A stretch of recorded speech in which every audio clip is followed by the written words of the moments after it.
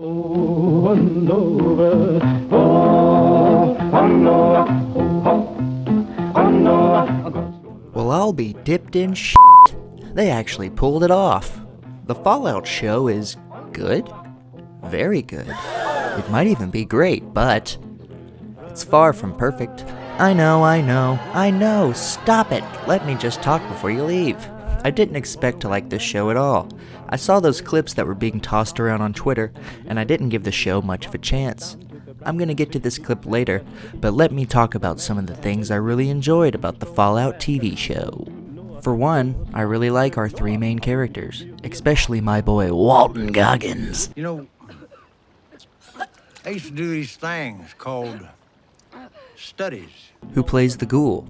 He is just a badass in everything that he's ever been in. Are you surprised that he's playing this kind of role? It's what he does best. The same can be said for our main character, Lucy.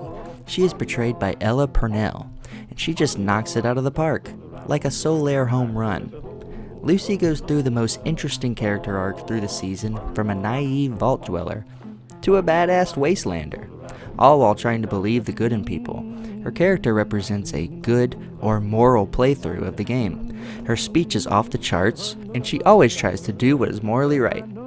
Our other main character, Maximus, represents a more complicated playthrough of the game. Some of his decisions are immoral and have consequences that the show plays out perfectly. He turns on his faction, Brotherhood of Steel, while helping out another, and it makes for a messy and entertaining character arc. If you don't like character stuff though, that's fine too, because the show also happens to be over-the-top violent.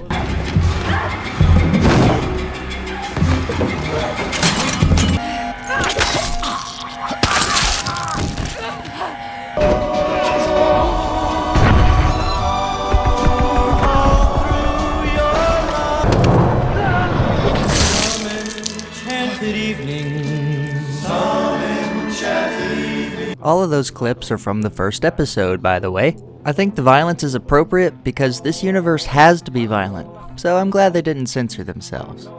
Violence is also interwoven into the story's plot. For example, multiple characters, both good and bad, are looking for and fighting over a decapitated head that our sweet, lovely Lucy cuts off. But I think the most important thing is that fans of the game are going to love the show because of the many Easter eggs, because of the loyalty to the material, and because some of the plots actually use hidden logs and side quests from some of the games. Newcomers will also love the story because there's an added element of mystery that will keep you guessing what the heck is going on with these vault dwellers, what's going on, this is crazy. Another thing I have to mention is the show's soundtrack. And it's incredible. The soundtrack for Fallout in general is incredible for all the games, so I wasn't surprised that this show had a great soundtrack as well. The 40s and 50s jams go really good to slow motion violence, and it happens quite a bit. Now I have to mention some negatives because nothing is perfect, and this show is far from it. Surprisingly though, the only things I really took issue with are that some of the sets look a little off. It might not even be the sets, but rather the lighting and cinematography of the show. It's oddly bright, it's oddly colorful, which Fallout was never really known for, at least not to me. At first it was a little jarring, but it seems to be a specific choice that I eventually got used to. It adds to the sometimes cartoonish nature of the world. And that's another thing. This thing flat out felt like a cartoon sometimes.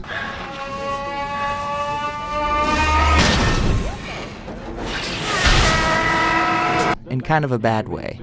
But I forgive it because it's trying to be both serious and not taken so seriously. It achieves it greatly in my opinion, and I give it 899 Todd Howard heads out of 1,000. Oh, no, oh, no, oh, no, God's gonna ride on the winning time, but it's